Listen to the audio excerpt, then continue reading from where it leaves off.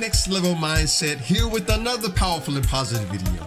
Let's talk about 3 big mistakes most content creators and YouTubers don't even know they're making because YouTube changed again. I'm going to share my insight, research that I've done with that. And if you stay with this video all the way through, I've got some bonus points, insights, extra strategies. You do not want to miss this. By the fact that you're watching and listening to this right now, this is your confirmation. You're going to avoid certain mistakes. This is an early bonus point. Number 1, YouTube is always changing. And it's not so important how many times we upload our videos. It's about having videos that our viewers really enjoy. We'll talk more about that as we get into this. And the first mistake YouTubers make because YouTube changed again is not leading to more videos. Sometimes when a viewer will watch a certain video, they're more likely to enjoy another one. If we find a way, right, to ask for that next video. There's several ways that I do it on my channel. And one of the arguments against this is like, what if you have a faceless YouTube channel? There's a way that you can do that. You don't necessarily have to be front center with your camera action to ask for someone to watch the next video coming up on the screen. And that's another thing. If you are a faceless YouTube channel and you don't really show your face, those simple words right there, as the video is coming to an end, you can always ask them, watch the next video coming up on the screen. That's one of the keywords. And if your viewer hears that on the voiceover, they'll be more likely to go ahead and do that. They'll be more likely to watch that next video. Yeah, that's one of the biggest mistakes that YouTubers are making. With all these changes going on, they don't ask for the viewer to watch the next video. They don't set up playlists to get more videos to be watched. And one of the ways that I do it is I always set up a problem. Maybe there's a video that I already have in mind. When I'm doing my script, when I'm putting this video together, I'm already thinking ahead, what would be a nice video for someone to watch after this one?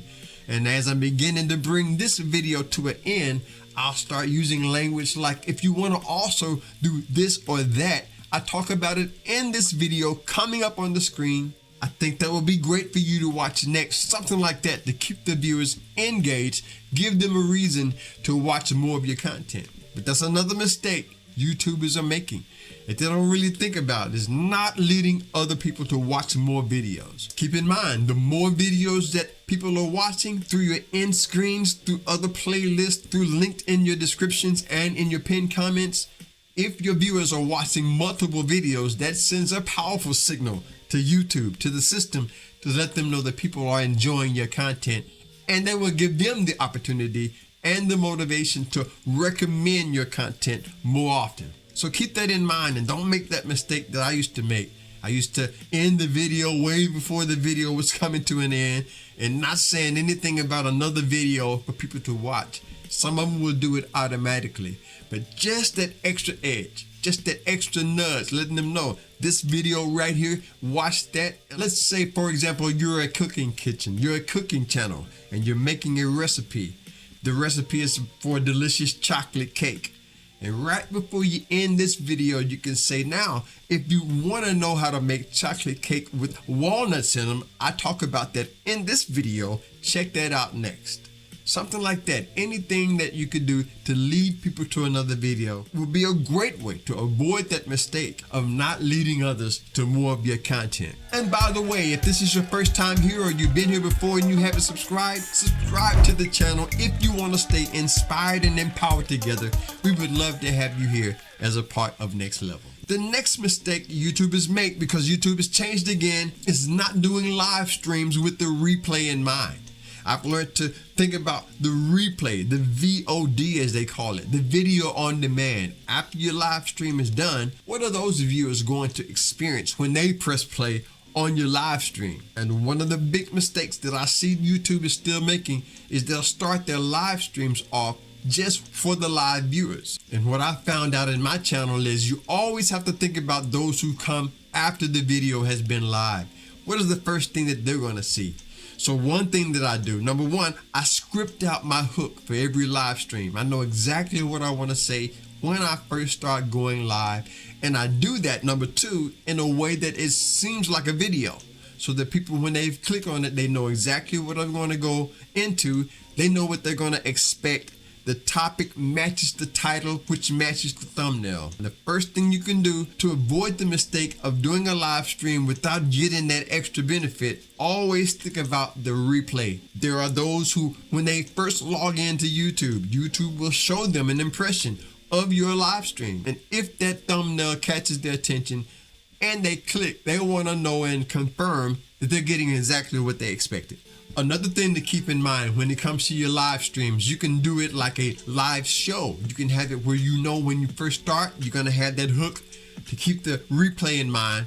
And then you're going to think about how to keep people involved throughout the live stream. Doing the live stream with the video replay in mind will help you really to avoid that mistake that I used to make when I was doing live streams. Now I have a definite context in mind. I have a ROS. They call that the run of show. You have a clear idea of what you want to talk about during your live stream, and you have it in the replay. So next time you do a live stream, ask yourself, what is the first thing that people are going to see when they watch this on the replay? You want to make sure that your replay is a valuable asset, and as soon as they click it, they're going to get exactly what they expect. The next mistake YouTubers make, because YouTubers keep changing, is they don't really think about the monetization issues. They don't start monetizing early. One thing that I've learned in my journey, and I learned this from Nick Nimmin, he always talked about never wait until AdSense, never wait to be accepted into the YouTube Partner Program. You can start creating monetization. You can start creating monetization methods early. How do you say that? You can start creating monetization methods early. I call them M&Ms, multiple monetization methods. That could be a tongue twister too, right? So keep that in mind. You may have a website, you may have a product, an ebook, you may have a membership. And the thing about that is all you've got to do is start setting those things up early on in the process. You may have a Patreon. I have Buy Me a Coffee, where I have memberships in there, and those who enjoy my content, they can go in there and they can donate through Buy a Coffee. They can become a membership. You can buy my books. There are certain ways that I have set up.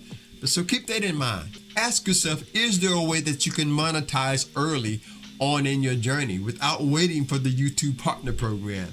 And then even when that happens, that'll just be extra icing on the cake, right? So learn to do that. Monetize early as you can. Then as you grow, your income will continue to grow. Your catalog of videos, all those videos will lead to those monetization methods, enabling you to increase your finance, going to the next level. And if you're part of the family, you already know that's how we like to do it to get it done. Next Level Mindset. That's where it's at. Now, I've got some extra bonus points that I want to share with you. But first, I just want to share this with you. Gotta tell you about Creative Mix, copyright-free music for all content creators. I've been using them for a while, and they have a great variety of music, different varieties of music, free of charge. So check out Creative Mix. Go to their YouTube channel, subscribe there. Go to creativemix.com, create a free account, start downloading their music, use it in your videos, or just listen behind the scenes. So a big thank you to Nick Nimmin and D Nimmin over at Creative Mix. But if you choose to use them, just tell them Stevon told you about it. And if you are enjoying the content on my channel, consider becoming a member. We have a membership in our Buy Me a Coffee site. You can become a Patreon there, a member there. Enjoy that. Behind the scenes, never seen footage. Buy a coffee. Take one of my books home with you. Any way you want to do it, there's links in the description for you to do just that. So yeah, this first bonus point that I want to share deals with the algorithm. What I've learned from my research, the algorithm is really divided into two areas. One, engagement, and two, satisfaction.